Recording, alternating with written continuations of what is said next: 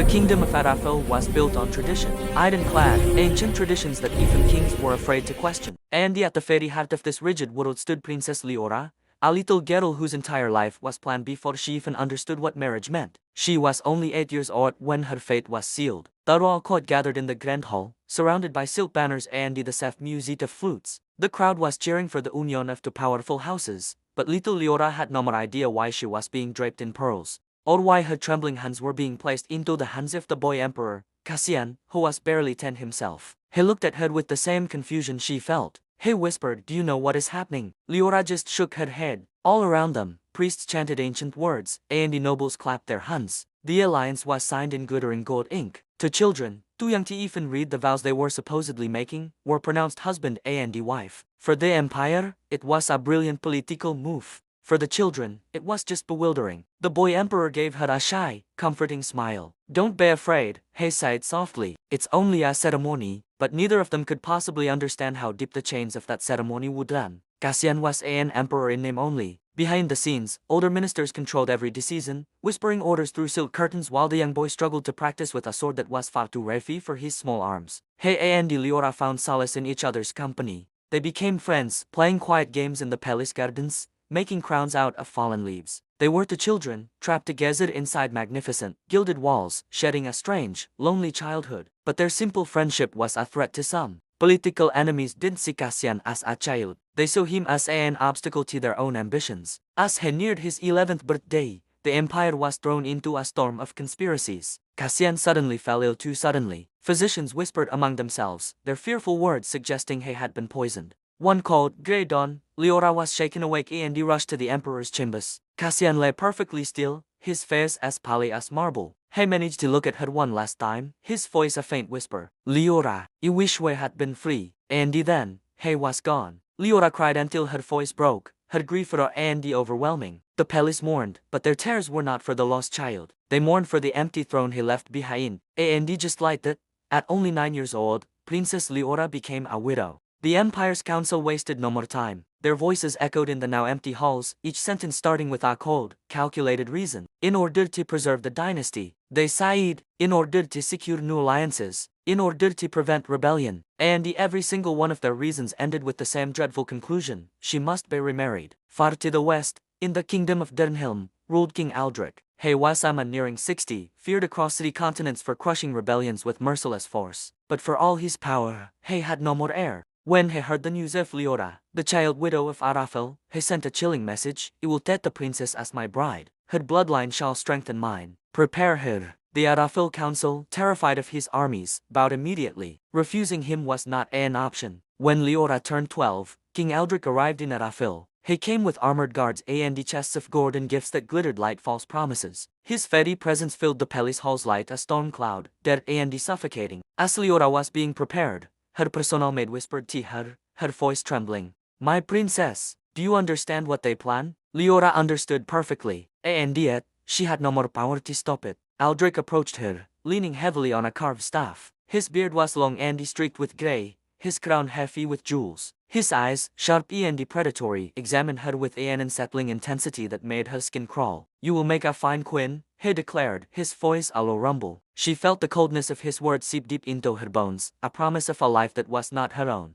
The night before she was to be taken to Aldrich's kingdom, Leora sat alone in her room, watching as servants packed away her childhood. Her favorite painted wooden bed, her sketchbooks filled with drawings, the little ring Cassian had once given her, all of it was being sealed away in boxes, like a part of her was being buried forever. She whispered into the empty room, her voice barely audible, "Why must he live a life he did not choose?" Just then, a figure emerged from the shadows. It was her old tutor, Master Ephraim, the only adult who had ever shown her genuine kindness. "You were born into a world where your choices frighten powerful men," he sighed gently. "But your mind, your spirit, those are yours, and no more king can ever own them." She looked up at him, tears welling in her eyes. "But what if he can't escape this destiny?" Ephraim leaned close, his voice a low, urgent whisper. "Listen carefully, Leora. There are many forms of power. A crown is only one. A voice is another." He pressed a small, sealed letter into her hand. "When the time is right," he whispered, "open this." The procession to Dernhelm was a grand, somber affair. Said war wagons loaded with silks and jewels, dozens of guards, and Leora, a prisoner inside a velvet-draped carriage. Crowds gathered along the road to watch, their faces filled with pity, but not one dared to intervene. King Aldrich rode beside her carriage, speaking proudly of the vast lands she would soon rule. Rule. She knew better. She wasn't being married, she was being acquired. At night, they made camp by a riverside. Leora sat near the fire, her guards watching her every move. She clutched Master Ephraim's letter in her hand, its presence a small, secret comfort. Aldrich approached, his figure casting a long, ominous shadow over her. You need only obey, he said, his tone leaving no more room for argument. Do that, and you will live in comfort. Leora lowered her eyes and said nothing, but in the silence of her heart, she made a vow. She would not spend her life as a silent ornament in an old man's palace. She would find a way to be free. When they finally reached King Aldrich's fortress, a massive, imposing structure of dead stone, Leora was presented before his court.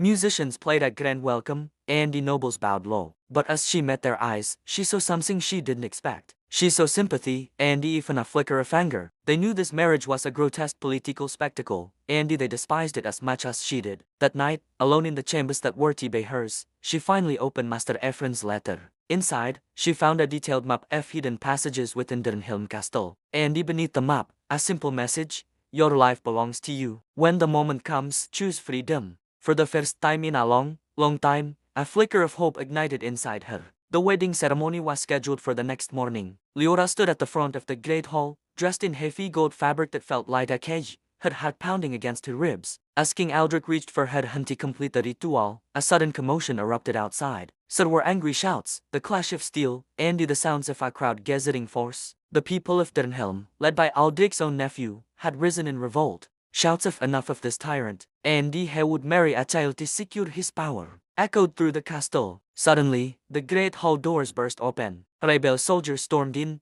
and the court descended into chaos. In that moment of confusion, Leora saw her chance. She broke free from Aldrich's grasp and ran. Using the map from Ephraim, she navigated the confusing corridors, finding a hidden door behind the tapestry. She slipped into a dark, narrow tunnel just as the sounds of Aldrich's kingdom collapsing into rebellion echoed behind her. For the first time in her life, she was not being moved by someone else's will. She was running by her own choice. She was running toward freedom. Weeks later, she returned to Arafel, not as a pawn, but escorted by the fairy rebels who had overthrown Aldrich. The Arafel council, shamed and humbled by what they had forced upon her, bowed to her. This time, it was a true bow, not to a political piece, but to a ruler. She stood before the entire court, her voice clear and strong. You was married at age to secure your alliances. You was forced to wed a man older than my grandfather to protect your politics. No more. No more child of this kingdom will ever be treated like you was. Today, you declare a new law. No more marriage may be forced, and no more child may be made a bride or groom. The whole fell into a stunned silence, and then, applause erupted, rising like thunder. At just 12 years old, Leora had endured 2 marriages, a kingdom's betrayal, and a tyrant's grip. And at 12 years old,